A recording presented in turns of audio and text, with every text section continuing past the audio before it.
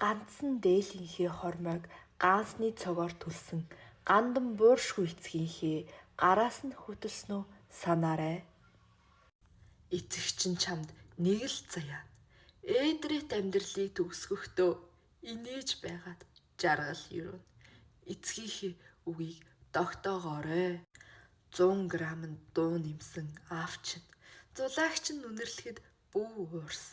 Зөндөө мөрөөдсөн үрэн чи болохоор зөөлөж байгаад амраа түүнийг. Хатуурхаж загинсан ч аав чинь хайрлаж байдгийн дотроо хэлсэн үгэнд нь гоморхож халгаж зүхтаад хэрэггүй. Аавдан оч.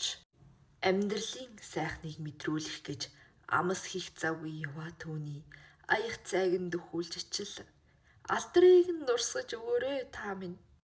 Дуугүй суугаан хаяа домох дуу шиг тэнгэр аав минь дүүрэн инээж байгаа нь дотрыг нь ариулдаг бурхан эцэг минь.